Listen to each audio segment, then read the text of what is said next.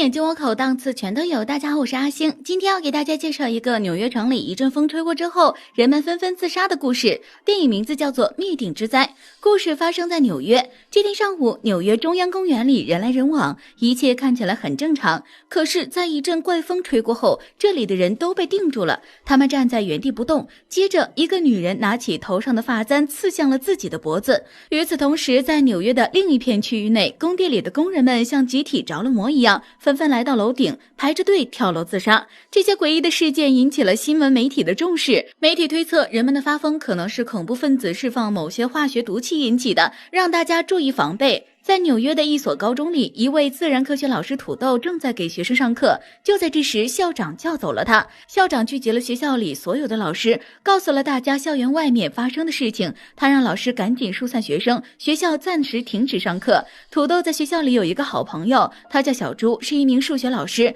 小猪劝说土豆夫妻俩和自己一起回老家避难。土豆觉得此事可行，于是急匆匆赶回家，带着妻子跑到车站与小猪会合。在车站等待列车时，他们又看到了最新的新闻报道，这一切都是一种神秘毒气导致的。人们一旦吸入这种毒气，就会控制不住的想自杀。很快，众人乘坐的火车马上就要开了，可这时小猪妻子却在赶来的路上遇上了堵车，所以只能乘坐下一班火车走。就这样，土豆夫妻俩小猪和小猪的女儿先上了车。火车行驶没多久，就在半路故障了，没办法，四人只好先来到附近一家餐馆充饥。在餐馆里，他们看到了一条非常血腥的新闻视频，一个动物饲养员在吸入毒气后，竟主动献上自己的身体给老虎撕咬。观看这个视频的人们内心恐惧万分。随后，餐馆里的电视新闻又一次播报最新信息。根据目前所有的资料来判断，这种使人丧失意识的毒气似乎只局限在东北部。但戏剧性的是，土豆他们目前所处于的餐馆正是东北部的中央。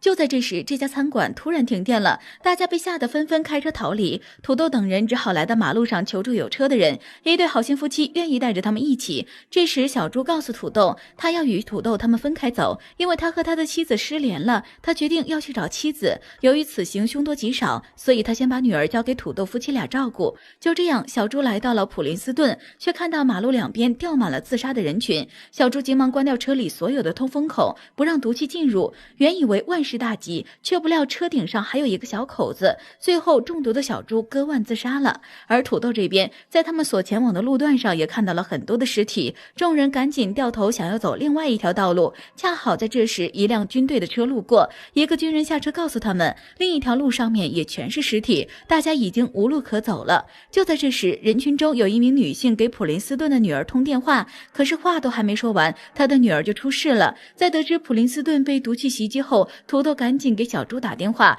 可是却怎么都联系不上。土豆知道小猪出事了，当即坐在地上痛哭。不过在看到小猪的女儿后，土豆很快振作起精神，计划下一步的行动。他们推算出毒气只袭击人群聚集的地方，所以得去一个荒无人烟的地带才会安全。于是众人分成了两队出发，多数人都跟着士兵一起走，少部分人跟着土豆他们一起走。可是没走多久，士兵那一队人就被毒气袭击，他们纷纷拿起手中的枪自杀了。对此，土豆分析毒气可能是一种植物释放的，聚合在一起的人数越多，那种植物释放的毒气就会越强，所以大家需要分散着走。就在这时，一阵风刮向了他们，大家见状赶紧四散逃跑。土豆夫妻俩带着小猪的女儿一路跑到一个住户家的门口，这个房子的主人是一个老太太，由于老太太与世隔绝，并不知道外面的事情，所以她收留了土豆三人。第二天早上，土豆醒来，他迷迷糊糊走进了一个房门虚掩的房间里。就在这时，老太太也走了进来，她大骂土豆没有礼貌，擅闯房间，然后急匆匆地跑到房子外面，让土豆滚蛋。土豆追过去跟老太太解释。就在这时，一阵怪风再次刮来，老太太中了招，不仅开始倒着走路，还拿脑袋不断地撞向玻璃。土豆吓坏了，赶紧躲进了屋子，关紧了房门。老太太死了。土豆知道毒气蔓延的范围越来越大，人类根本已经无处可逃。他决定打开房门找到妻子，两人一起站在风中等待死亡的到来。可是，一阵风过后，他们俩一点事儿都没有。难道毒气已经消散了？经过这样一场磨难之后，土豆与妻子的感情重归于好，大家的生活重新回到了正轨。然而就在人类放松警惕的3个月后，一阵带有毒气的怪风再次袭来，城市里又开始了之前的诡异现象。电影结束，看来导演这是在为第2部做铺垫呢。好了，以上就是本期阿星谈电影，下期节目同样精彩，小伙伴们记得关注观看哦。